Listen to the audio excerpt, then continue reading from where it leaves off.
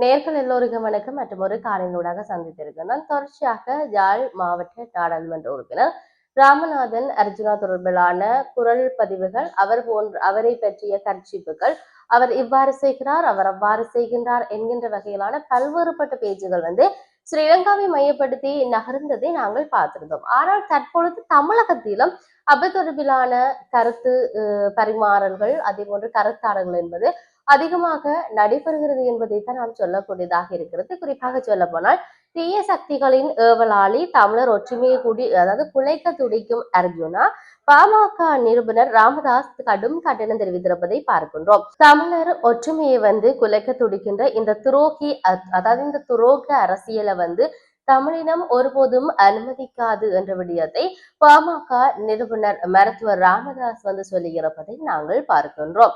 இது தொடர்பாக அவர் வெளியிட்டிருக்கக்கூடிய கருத்துக்கள்ல பல வகையான விடயங்களை சொல்லி இருக்கிறார். நம்மளுடைய தொப்புள் கொடி உறவுகளான ஈழத்தமிழர்கள் தங்களுடைய அரசியல் உரிமை மற்றும் வாழ்வுரிமைகளுக்காக 75 ஆண்டுகளுக்கு மேலாக பேரிழப்புகளையும் விடுதலை போராட்டத்தையும் நடத்தி வருகின்றார்கள். போராட்ட காலங்கள்ல தமிழினம் பின்னடைவை சந்தித்ததற்கு சகோதர யுத்தங்கள் ஒற்றுமையின்மையே முதன்மை காரணம் என்பதை வரலாறு எங்களுக்கு தொடர்ச்சியாக உணர்த்தி இருக்கின்றது. இத்தகைய சூழலில் தான் இலங்கை நாடாளுமன்ற உறுப்பினர் அர்ஜுனா சமீபத்தில் நாம் தமிழர் கட்சியின் தலைமை ஒருங்கிணைப்பாளர் சீமானை குறிவைத்து ஆயுதம் இருந்திருந்தால் சுட்டிருப்பேன் என பகிரங்கமாக கொலை மிரட்டல் விடுத்து தரைக்குறைவாக பேசியிருப்பது ஜனநாயக மரபுகளுக்கு முற்றிலும் எதிரானது என்ற விடயத்தை சொல்லி இருக்கின்றார். தமிழ்நாட்டில தமிழ் தேசிய அரசியல் வளர்த்து சகித்துக் கொள்ள முடியாத தீய சக்திகளின் வாளியாக செயல்பட்டு தமிழர் ஒற்றுமையை குலைக்க துடிக்கின்ற இந்த துரோக அரசியலை தமிழினம் ஒருபோதும் அனுமதிக்காது என்ற விடயத்தை ராமதாஸ் சொல்லி இருக்கிறார்.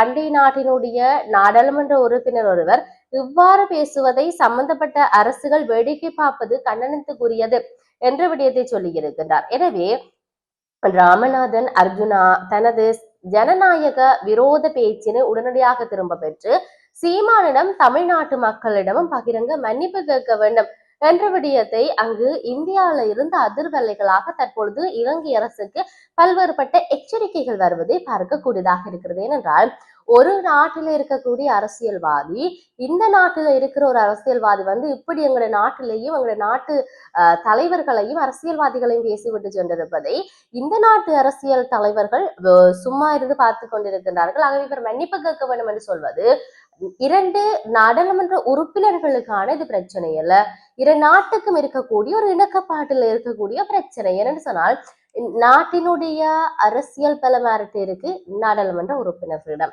ஆட்சி செய்கின்ற அமைச்சர்களிடம், ஆட்சியை தக்க வைத்து காப்பாற்றி வழிநடத்தி கொண்டிருக்கின்ற எங்களுடைய நாட்டின் ஜனாதிபதியிடம். அப்ப அங்க இருக்கக்கூடிய ஒரு அரசியல் கட்சியில இருக்கக்கூடியவர்கள் இவர் செய்தது பிள்ளை, இவர் எங்கள்ட்ட நாட்டு மக்கள்கிட்டையும் எங்கள்ட இந்த கட்சியினுடைய இவர்கிட்டையும் மன்னிப்பு கேட்க வேண்டும் என்று சொன்னால் அதையே இந்த அரசு சும்மா பார்த்துட்டு இருக்கின்றது ஒரு நாட்டுக்கான ஒரு இணக்கப்பாட்டை சீர்குலைக்கின்ற அல்லாட்டி அவர்களுடைய நட்புறவை கேள்விக்குள்ளாக்குகின்ற பல்வேறுபட்ட விடயங்களை சுட்டி நிற்கின்றன. ஆகவே இவ்வாறான செயல்கள் ஆரோக்கியமா இல்லையா என்பதை நாம் சிந்திக்க வேண்டியவர்களாக இருக்கிறோம். இருப்பினும் தொடர்ச்சியாக ஸ்ரீலங்காவை மையப்படுத்திய இவ்வாறான கருத்தாளர்கள் வந்து கொண்டிருக்கின்றது.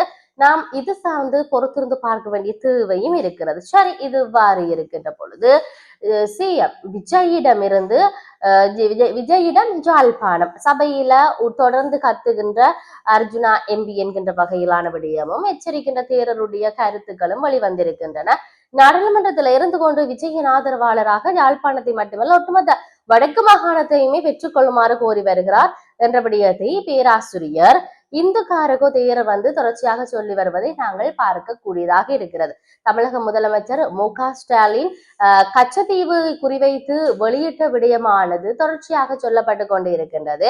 இந்த நாட்டின் இறையாண்மைக்கு பாரிய சவாலாக இருக்கின்றது என்ற விடயத்தையும், இது துரோக அரசியலை காட்டி நிற்கின்றது என்ற விடயத்தையும் சொல்லி இருக்கின்றார். ஆகவே என்ன நடக்க போகின்றது, அரசியலை மையப்படுத்தி என்பதையெல்லாம் நாங்கள் பொறுத்திருந்து பார்க்க வேண்டிய தேவை இருக்கின்றது.